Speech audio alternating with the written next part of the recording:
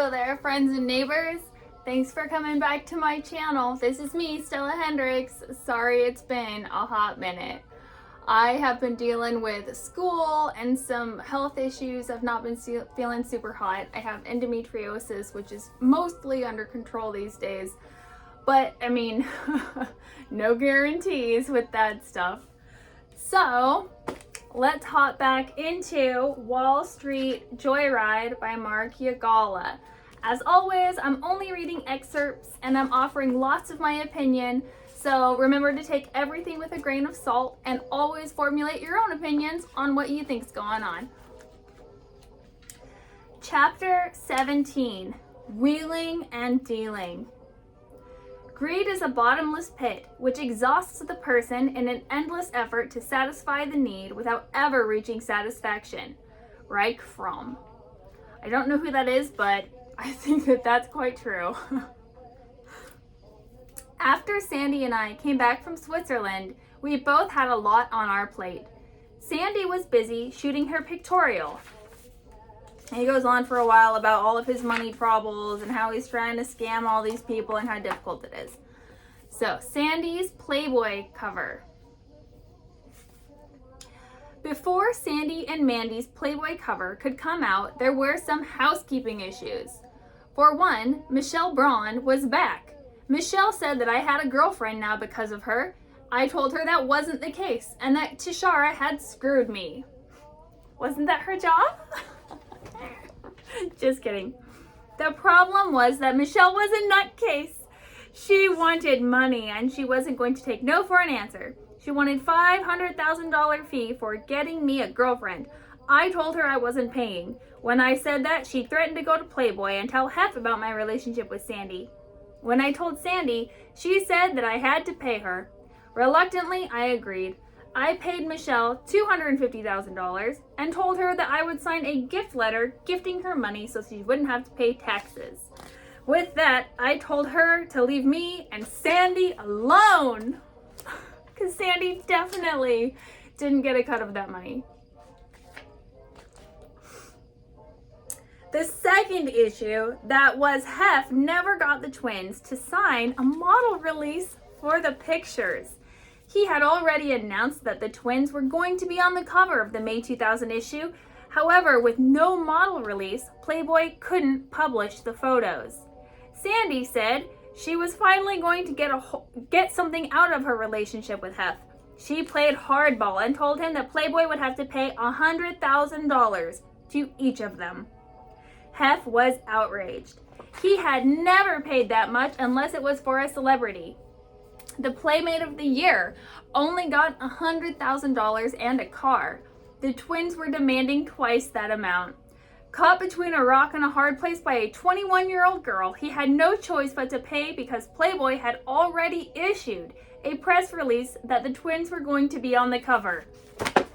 Damn, Sandy! I have got respect for this girl. This girl needs to write a book on how it's done. That is only available to like 60 female workers because we don't want the rest of them knowing about this, but that girl knows what's happening.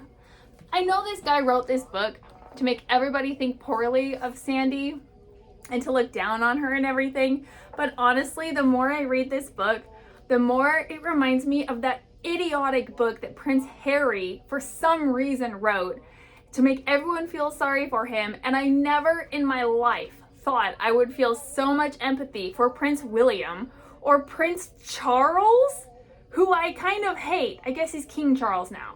Fuck him. I kind of hate that guy. I have never felt so much empathy for those two individuals than when I did reading Prince Harry's book where he tried to trash them. Reminds me of something. I love Sandy. She is the most amazing. I love her. Okay. Going on a trip with Sandy and her friends was another bad idea. Wait, no, that's not the right one. With those issues resolved, Sandy and Mandy were going to be on the cover of the May 2000 issue of Playboy's Hef's Twins. They were going to be doing a lot of PR for the issue and would travel with Hef to Chicago and New York. We both knew that it was going to be a busy month and we wouldn't see much of each other. To make the best of it, we decided to go to Cancun for a few days. Sandy wanted to bring Mandy, Dave, Jessica, and also Brandy and her boyfriend. Going on a trip with Sandy and her friends was another bad idea. It was just like the Hawaii and Bahamas trips. Sandy and I don't get along when other people are around, especially her friends. Sounds so healthy. All she cared about was whether her friends were okay. I couldn't quite understand that. How could they not be okay? They were freeloading off my money. I paid for travel, the rooms, the food, including room service, and the bar bill. The other thing I couldn't figure out was the twins' relationship with Brandy. They mean Brandy Roderick, who was, I think at the time, Hef's third girlfriend in the trio that was going on at the time. They were very nice to Brandy when she was around, but behind her back they talked shit about her. They said that she was white trash and had no class. All I could think was, well, what are the two of you then? Wow, really sounds like a guy who's super in love with his girlfriend. The twins weren't exactly from the right part of town either. The twins said that she was a star fucker and was fucking any celebrity she could behind Hef's back. They said that she almost got caught by Hef because she was fucking millionaire playboy Steve Bing. She was being a little too open about their relationship in Hollywood, and Hef had gotten suspicious. Hef confronted Bing, but he denied it and ended it with Brandy because she kissed Hef's ass all the time, which would come back to burn Sandy down the road. It also didn't help the girls' relationship with Hef that they were all gone for a couple days. They didn't want him to know they were together, so they made separate check-in calls. It was the same story for each of them. Hef wanted to know where they were, what they were doing, why they weren't with him. Again, I saw him as a pathetic excuse of a man, and it made me dislike him even more. He was very insecure for someone that was considered a male heterosexual icon of his day. That's extremely true. I have no excuses for Hef's controlling behavior. I think that a lot of people will say, oh, because of like the business side of it, it made sense. And I can understand having security watch after your employees. But when there's that gray area of these are your girlfriends and you're having them surveilled without their knowledge, that's kind of shady. Friends and neighbors, that feels kind of shady to me. I'm not super into that. Also, very insecure for someone that was considered the male heterosexual icon of his day. So I have this perhaps unpopular opinion that Hugh Hefner was born bisexual. He makes a really big deal of the repression that he felt in his parents' home growing up in Chicago. And while sure, most American homes have this repression of female sexuality and healthy sexuality, even in males, I feel, I think that his emphasis on the repression of that religious household reflects something perhaps else to me. I think that he had these opinions about how, and he has a lot of opinions I agree with, about sexual freedom, and he thought no one would take him seriously, this was the 50s, remember, if he wasn't a healthy, straight, American, red-blooded man. So I think part of this whole desperation of 7 girlfriends and like the youngest, sexiest girlfriends possible to make him feel like that heterosexual icon, the lady doth protest too much, methinks. Yeah? I think that it feels a little bit like a desperate cover-up, that someone who is not the traditional masculine man really wants to prove what a man he is, and so he goes really super hard on another, stereotypically masculine trait. The acquisition of bitches, right? Although he actually was against calling them bitches, but I think you know what I mean. I think Hugh Hefner had a lot to be admired and a lot to be laughed about. Anyway, for me, the highlight of the trip was not just the trip being over, but also playing an April Fool joke on Sandy. She was taking Playboy way too seriously. In her mind, she had become a celebrity in her own right. And he couldn't have her feeling good about herself because he is totally different from Hugh Hefner, who is a pathetic individual. This guy is the same guy as Hugh Hefner. Oh my God. Except I think he's worse. I told her that I was going home and to get her own ride. Threatening Sandy was the only way to get her in check. Once that happened, she would immediately change her tone. Wow, I can tell that this girl really was the love of your life, Mark Yagala. The way that you threaten her to get her in line and talk about how happy you are when the vacations with her are over. Sir, this might not be the best match. Oh my God, these people. Once the Playboy issue came out, I was pretty happy. Sandy and Mandy looked great in the magazine, and I was happy to show off my naked girlfriend to everyone. I actually bought a bunch of copies and passed them out. I didn't care that the cover said Hef's twins. Everyone around me knew the truth.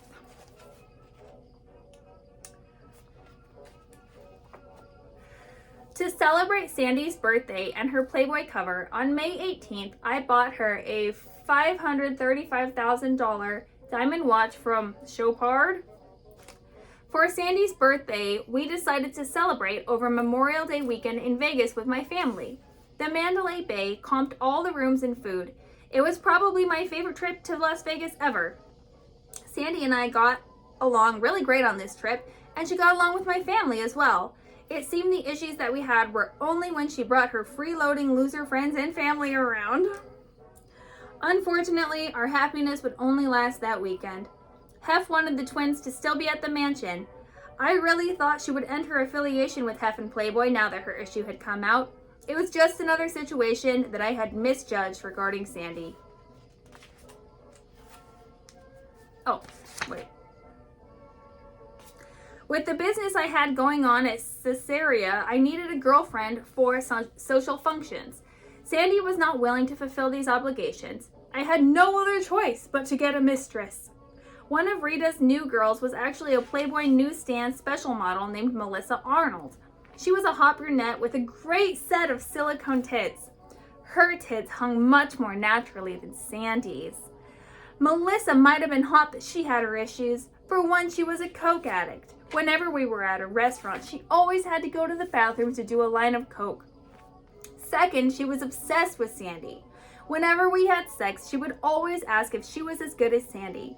She was always asking who fucked better, who gave a better blowjob. I don't know who was better. She was brunette and Sandy was blonde. To me, it was like chocolate and vanilla ice cream. I liked both, but sometimes I want chocolate and other times I want vanilla.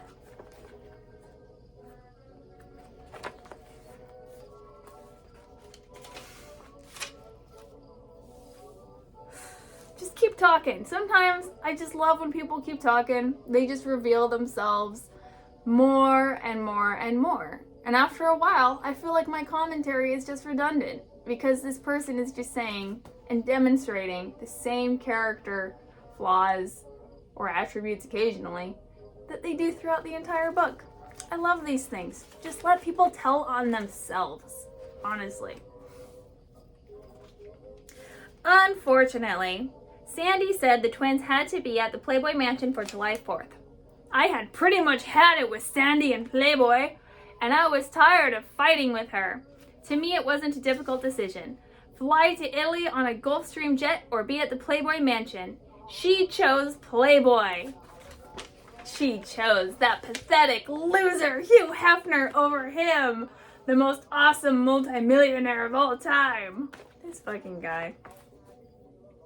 Sandy and Mandy really missed out on a great trip. The island was absolutely beautiful. Emil had sent over his Sunseeker yacht to use. We also met up with a friend of Bob's who owned hotels in Naples. I told him about Sandy and he agreed to have lunch with Sandy and I back in New York to discuss her future modeling after Playboy. It ended up being another fiasco when Sandy was late for lunch. What model would keep the publisher of Elle magazine waiting? Oh yeah, a model who called herself Princess. Yeah, it does seem like she got a little bit too tied up in herself and she didn't make the most professional decisions, but that's the worst thing I can say about her. Like, she is such a hustler. She's such a funny, like, hard-ass bitch. I love her. I love Sandy. And she was the perfect girlfriend for this guy. No one could have handled this guy better than Sandy Bentley. 10 points, Sandy Bentley. Once I got back to the US, Sandy was desperate to see me. I called a private eye that I had used with Faith. This is something else creepy that, yeah, Hugh Hefner does. He hires people to like pretend to be your friend and spy on you. Cult much? He suggested that we plant a girl inside the Playboy Mansion to become friends with Sandy and her circle. I loved the idea and paid him $20,000 to do so. He got a girl and she started to hang out with the twins when they were at the Playboy Mansion. Luckily, the twins weren't hiding many details. The girl had a recording device in her purse and I got to hear all the details. Sandy admitted that she had a Wall Street guy named Marcus, her boyfriend, that took good care of her. The funniest part for me was when one of the girls asked Sandy if she ever worried about me cheating on her, and she said I would never cheat on her. I started laughing when I heard that. The tape did alleviate a lot of my concerns and made me feel better. This guy, do people write these books and not realize how bad it makes them sound? It's like Sandra Theodore coming out with this story about how she knew for 30 years that people were being obliterated inside of the Playboy Mansion, and she went along with it smiling that whole time, and then only 30 years later realized that it was wrong. Like, what is this even story you're telling me? Do you think this makes you look good? God, people in my life. It's fascinating. Nonetheless, though, am I reading it? Do I love it? I do. Guilty. Luckily, Sandy's association with Hef was about to end. I started dating Sandy in August 1999. In that time, we were seen out in public in LA and Vegas. We were regulars at many concerts and boxing matches. We even sat in the front row for the Felix Trinidad, Oscar de la Hoya, and whatever in some kind of fucking fights. I also had sent my limos to the Playboy Mansion to pick Sandy up and drop her off. Have not once questioned how she got to or from Vegas. Maybe he thought those things took care of themselves or whatnot, but I have no idea how he didn't suspect that she had a boyfriend. He didn't find out until almost a year after I started dating Sandy, when Sandy and I ran into Steve Bing in Vegas. Sandy knew she was busted. She said he would tell Hef, and that's what he did. We had a close call before with Baywatch producer Michael Burke in Vegas, but he never told Hef, even though he was always at the Playboy Mansion. Running into Steve Bing was all that needed to happen. Sandy was now all mine, as Hef and her broke up officially. We no longer had to deal with the old man. Okay, well, I'm trying to keep these at like 20 minutes and we just hit 18, so I think I'm going to pause it right there for now. We only have a little bit left. And I will do another one of these and post it again hopefully next week if I am feeling better. I might try to post it sooner because it was 3 months since I posted the last one. And no guarantees, I'll just sort of post whenever I can because I have a lot going on. But I like doing this and I love when you guys comment, so please tell me all of your thoughts. I'm really interested in other people's perspectives. You know, I know my own perspective. I'd like to hear other people's too. So thank you so much for stopping by, friends and neighbors. Don't do anything I wouldn't do, and I'll catch you on the flip side.